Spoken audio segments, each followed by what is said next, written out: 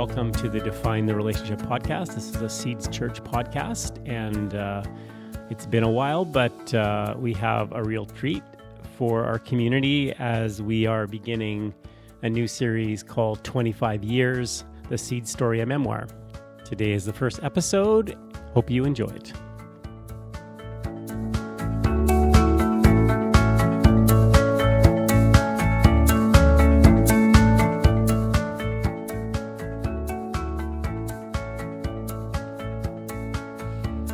Hi, everyone, and hi, Ted. Hi, Darlene. Feels like it's been a while since we did this, so it has been at least a year. Yeah, it's been a long time. And this is a little new project that we have started, and this is our first episode. Why don't you tell us a little bit about the frame around this series? Okay, so first of all, the background. The background is that we have been leaders of Seeds Church since the very beginning, and Seeds Church is coming up on its 25th birthday, the first weekend in January 2025. So part of this project is just wanting to get some of the history, some of the memories down in a way. We're not the best at writing things down as a community. And so having a conversation about the history of Seeds Church seems like something worthwhile to do as we come up on the 25th anniversary. The other piece is that we've been firsthand involved with Seeds from the very beginning, and our time with Seeds Church is coming to an end at the end of December 2024, right on the cusp of the birthday. So this is an opportunity for us to share our memories, our perspectives, what we remember about the last 25 years.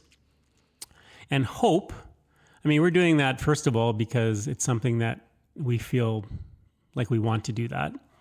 The other part is that it's a way of sharing some of the knowledge that we have about that experience and sharing it for the community for the future of the church. So people can look back, and if they want to try to understand what were they thinking, this is kind of an opportunity for us to talk about what we were thinking and feeling, and trying to remind ourselves about what the world was like at the time when we made decisions to do things in certain ways, and then also tell the story of the congregation in that.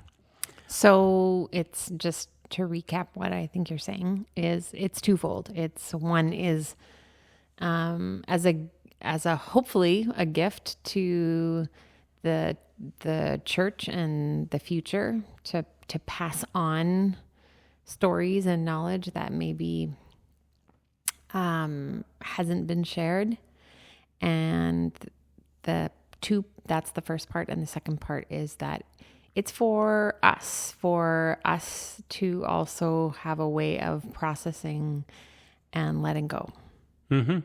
I think so. And so sometimes, organizations, churches, whatever, they'll have somebody write a history of a period of time as a way of getting things down. And we're not trying to do a history. Like, we're not historians, and we are quite close to the story of Seeds. And so we're biased.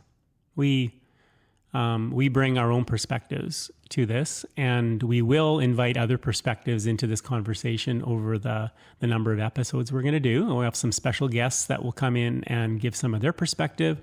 But so we're using the idea of the memoir. A memoir is a narrative that's composed from personal experience. So it's a bit more coming from someone's perspective, and specifically the people who are actually hands-on involved in living out what they're talking about. So a memoir is a bit more, I don't know what the word is. It's a bit more loose than somebody coming and writing a biography or a history of the congregation and looking at primary documents and trying to piece something together. So gives us a little bit of freedom to talk about the things that we want to talk about, and also disclaimer that we're not trying to be comprehensive in this series. We're not going to exhaust all the areas and tell everything from on a timeline in an historically accurate way. So obviously we hope to be accurate accurate for our own stories. But we're not trying to be comprehensive. Yeah. And so we are going to work a bit with a timeline. So, we're sort of breaking up Seeds in its 25 years into kind of 5-year phases, starting with when the congregation launched in 2000. And we'll talk about the kind of the lead up to 2000. And at some point, we'll probably talk about our feelings and thoughts about the future of Seeds. And that should hopefully give us a bit of a memoir of the Seeds Church. And I think today we want to start talking about the beginnings of Seeds, the origin story. Sometimes we've referred to the birth of Seeds Church as an unplanned pregnancy that ended up becoming a birth. And so do you want to talk a little bit about why we use that language of an unplanned pregnancy? Yeah, so the beginnings of Seeds start at the Berktaler Church in Altona. And obviously we're not here to take like hours of time to dissect that story and talk about it in depth necessarily, but to say that we were associate pastors at the Berktaler Church, and that community was in a time of flux and change, and there was a seed of a vision, not for a new church. That wasn't at all in the language, but there were definitely people and conversations. And for us, I think a lot of that started at our ordination. Right. So say more about that. We were ordained. We got our reverend status in February of 1996. Yeah, I was super pregnant. Yeah. And pregnant with our first. Yeah. And Randy Clausen, lead pastor at ABC, gave us a book for our ordination. And the book was called Sacred Cows Make Gourmet Burgers. By Bill Esom. Right. And it's kind of funny because Randy gave us this book not really knowing anything about it. He just thought it was an interesting title. And I like to think about that book as changing the trajectory of our life. Yeah, very much so. I specifically remember having the ordination service on the Sunday morning and him handing us this book. And I remember reading that book cover to cover the evening of our ordination. So Sunday. So, I mean, cover to cover? Yeah. No, not in one evening. Yeah, almost. I'm almost like you Mark. Sound like Mark Driscoll. I'm almost like Mark Driscoll. I mean, I read books cover to cover on a daily basis. No, this is book a day. A book a day. Yeah. I remember reading it in. Okay, maybe I'm exaggerating. Maybe I read it by Monday, the next day. But anyway, we read it super quick, and then I read it. Yeah. I think I read it super quick too. And we started because talking. You were so. You got to read this, Dar. Yeah.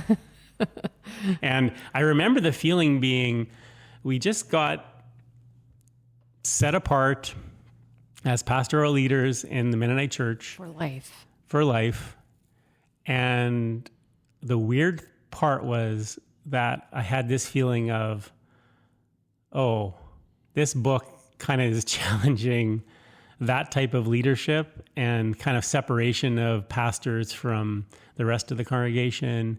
And so we had this kind of weird feeling of celebrating our ordination and then almost immediately feeling like, should we have even got ordained? Yeah, the book, I mean, it makes it maybe a little bit simplistic, but essentially the book undid our ordination in that, because the tagline is important. It's ministry anytime, anywhere, by anyone, which is kind of, the opposite of what we had just been ordained, like the whole set apart thing. And, even though as Anabaptists, we have a very collective understanding of ordination and the priesthood of all believers, there is still a sense that like there's a specific calling that we're set apart for. And the book kind of put into question some of the things that maybe we would have had in our traditional thinking. Yeah. So that kind of started a process. So what do you think were the big questions that we were asking? So this was 1996, and we were starting to ask these questions. And then there was a transition of our lead pastor, Randy, our colleague, leaving. And what do you think were the big questions that we were being asked, or we were asking and others were asking, that kind of created this, got us into becoming pregnant? Well, again, obviously this is just our own perspective, but some of it was around, and because Randy was leaving, the church was asking questions about like what is the church? What is the role of the church in the world? What is, I know a big one for me and maybe others was around like, what does it mean for faith to be like something that is real? Like that is not just like a set of beliefs or doctrine or something you give assent to or a habit or a like kind of more of where does the rubber hit the road with faith and the church. And I think at the time it was a very the whole like, but is it real? Like does it have real impact? Do you feel it in a real way? Do you experience faith?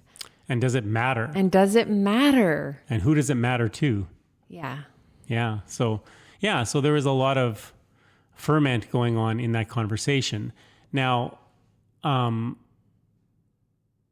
you want to give a couple of sentences on how things went from asking questions and kind of conversations about where we might go as a church, and sort of how we end up at starting to plant a new community in Altona? Well, simply put, we didn't get voted back in at the end of our term. Okay. That was in 98, February. It was 2 years after our ordination. Yeah. So there was a vote and we got voted out essentially.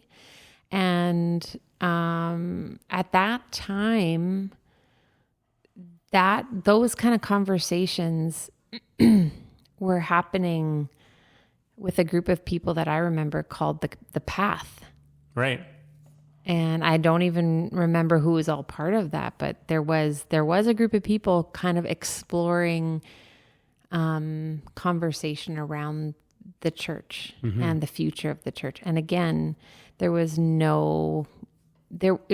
like, well, let's start a new church. It wasn't that. It was just like a blue sky kind of conversations about faith and about the future of the Berktaler Church. But then when we got voted out, then that group of people continued to meet and we got separated from that. Right. So how did we get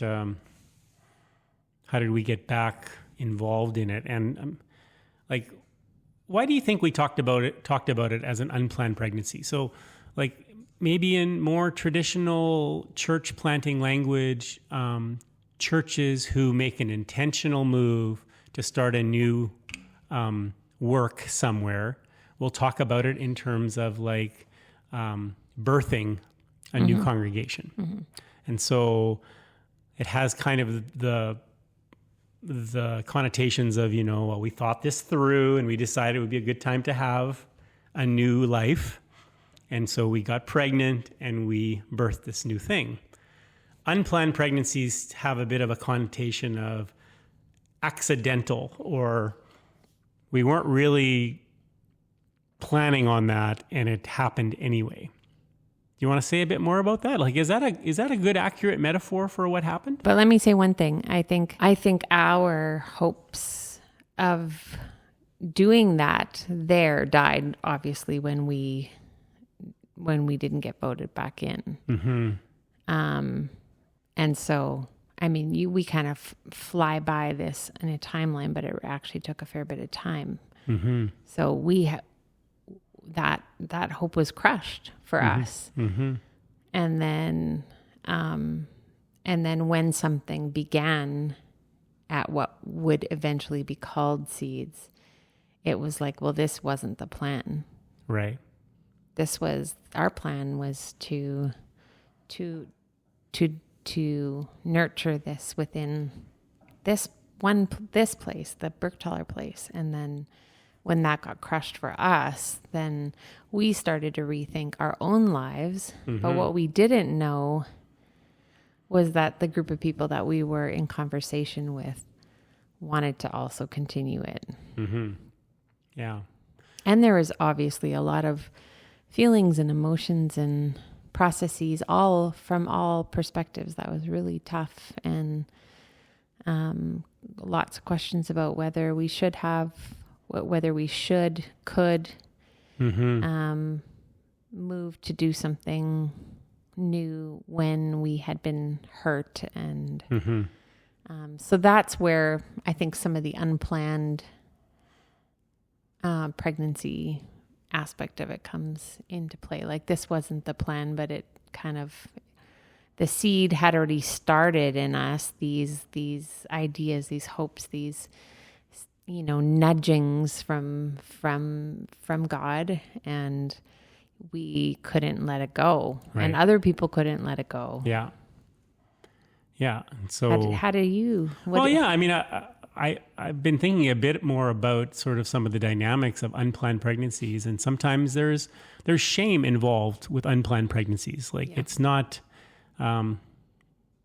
people feel shame around it from different perspectives. And, but there's many stories of unplanned pregnancies where people involved in that sort of come to a point where, but there's a new life, like there's something, and this is a good thing. And we don't want to kill the new life. We want to allow the new life to happen, even if it's in less than ideal circumstances. And so I think that, without kind of going into all the details and the play-by-play of what happened during that time between February 98 and the fall of 98, when Seeds intentionally started to move towards being a congregation, there was a kind of a decision made that, well, there's new life here that's worth fostering and caring for and nurturing, and people chose to kind of focus on that rather than on the circumstances, which seemed, less than ideal. Do you want me to talk about the dream?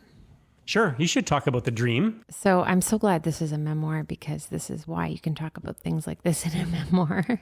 So 3 days after, I think it was 3 days after we got voted out, it was a really difficult time for us, obviously, for obvious reasons. But an added dynamic was that I was pregnant, and not an unplanned pregnancy. Well, no, it wasn't an unplanned pregnancy, but nobody knew I was pregnant. And on the day of our vote, I started to bleed and thought that we were miscarrying. Mm-hmm. And that actually began a fairly precarious time with the pregnancy and my own physical health, and wrapped up into a lot of grief and confusion. And that night I was sleeping, and I know you were sick too. You had some kind of flu or fever that you were dealing with. I had a terrible virus during that weekend that we were voted out. And I think maybe I caught a little bit of it too. And so we weren't well in any way. Nope. And I had a dream, and in this dream I was in a field, and there was a pouch. I had this like little pouch around my shoulder, and the pouch had all these seeds in it. And I was throwing seeds out, and there was lots of other people in this field. And some of the people were people I knew, and there was a lot of people that I didn't know. And then there was some people that they actually didn't have like a face, like it almost looked like in a weird dream, you know how they had bodies, but they had no eyes or nose or mouth or whatever. They just were like faceless. And there's probably some other aspects to this, but I awoke in a startled way, and I woke you up, and I said, Ted, I had a dream. And shoot, now I'm right. Did I? I remember you just saying, like, I had a dream, and I think we're supposed to plant a church. I think we're going to plant a church, and I know what we should call it. And, and then I said, okay, tell me in the morning, and then we went back to sleep. No, I think I said, I'll tell you. This is where I remember Go differently. to bed. You said, what's the name? And I said, I'll tell you in the morning. And then I'm thinking, because my history with dreams is I have a lot of crazy dreams, That's a different podcast. But yeah, yes. That's an entirely different podcast. And then often I don't remember anything in the morning. Yeah. And so then the next morning when we woke up, and you said, do you remember your dream? And I said, I do. And you said, you told me that we are going to plant a church. And then I was like, I said that. Yeah, I remember that. And do you remember what the name of the church is? And I'm like, yes. It's called Seeds. Well, actually, Seeds of Life is what you said. Seeds of Life. Yeah. Yeah. And then what did we do with that? We did nothing with that. We did the proverbial put it on the shelf, but did not forget it. I don't think we mentioned that to a soul for probably 9 months. Yeah. It was actually after Micah was born. And we were at a retreat with the group that was planting seeds. And we were, I think, talking about names and what would be the name of this thing that we're doing, whatever it is we're doing. And then you were like, I think you need to tell them about your dream. Yeah. Let's talk about the first group of people that were kind of in on this birth of a new congregation. So we often refer to them as the first 15, which we were 2 of the 15. And do you want to say a little bit about that? We stepped away from the group that was conversing about church stuff when we got voted out, and we needed to heal and to separate ourselves. And we were aware that the group was still meeting under the umbrella of the Bergtaler Church, and after 9 months, wink, wink, the unplanned pregnancy. The Ooh. group, Yeah, that's right. the group of 13 people that was meeting without us, they invited us to join them. And we actually have this letter here. So we actually have this letter here, and it's called The Call. And it was sent to us from 13 people, kind of inviting us to rejoin them. And so there's this two-page letter here that we've found in our archives, and I'll just read one little chapter, one little paragraph. As we talked and prayed, we have the profound sense that you have been called, as have we, to create something unique in Altona. While we can all express concerns about perception and awkwardness, and we feel that God is challenging both of you and us to move beyond the rational reasons to overlook this opportunity. We believe the time to act is now. We believe our collective calling is, and then they have 3 points, to call you, Ted and Darlene, as church plant leaders on a part-time basis, to establish church plant responsibilities, community responsibilities, etc. And 3, to work with you as your core church plant group, accepting responsibilities in line with our own gifts. They invited us to pray and reflect on this calling, and we did, and we said yes. And as they say, the rest was history.